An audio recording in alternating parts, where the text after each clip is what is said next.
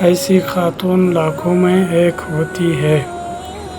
ایک خاتون جب بھی اپنے شوہر کو پسند کا کھانا لاتی تو شوہر کہتا اچھا ہے لیکن میری ماں اس سے بہتر پکاتی ہے۔ بیوی شوہر کو مسکرا کر دیکھتی اور چلی جاتی۔ جب بھی بیوی اچھا پرفیوم لگاتی وہ اس سے کہتا ہے کمال ہے، میری ماں کی خوشبو کی طرح ہے۔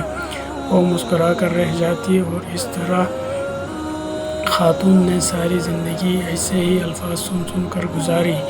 ماں کہتی ہے، ماں کہتی ہے، ماں کا پرفیوم، ماں کا کھانا پکانا وغیرہ وغیرہ۔ بیوی ہر بار مسکرا کر رہ جاتی۔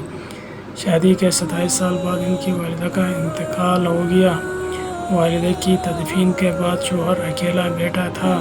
اس کی بیوی اس کی آزمائش میں اسے تسلی دینے گئی تو اس نے اس سے کہا اب تمہارا کھانا پکانا میری ماں کے پکانے جیسا ہو گیا ہے اور تمہاری باتیں میری ماں کی طرح ہے اور تمہاری ہنسی اور تمہاری خوشبو بھی میری ماں جیسی ہو گئی ہے۔ خاتون مسکرا کر بولی وہ کیسے؟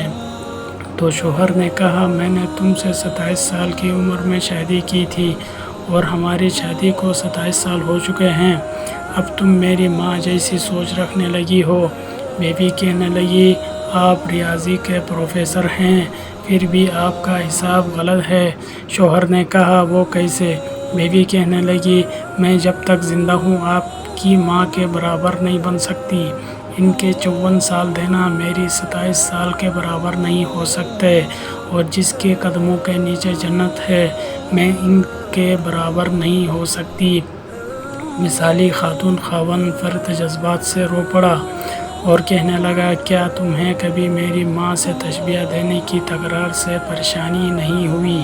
کیونکہ میں ہر کام میں ماں کو یاد کرتا اور ان کی تعریف کرتا تھا جیسا کہ دوسری خواتین کرتی ہے۔ اس نے کہا نہیں کبھی نہیں بلکہ معاملہ اس کے برعکس ہے۔ خاوند نے کہا وہ کون سی باتیں ہیں جو تم تمنا کرتی رہی اور میں تم سے پوچھ نہ سکا؟ بیوی نے کہا جب بھی آپ اپنی ماں کی بات کرتے اور میرا موازنہ ان سے کرتے تھے میں کہتی اے اللہ میرے بیٹے کے دل میں میری محبت ویسے ہی ڈال دے جس طرح تو نے اس کی دادی کی محبت اس کے باپ کے دل میں ڈالی ہے، کیونکہ آپ اپنی والدہ سے محبت تمام حدوں سے بڑھ کر ہے اور میں بھی یہی چاہتی ہوں کہ میرا بیٹا بھی مجھ سے ویسے ہی محبت کرے جیسے آپ اپنی والدہ سے کرتے ہیں۔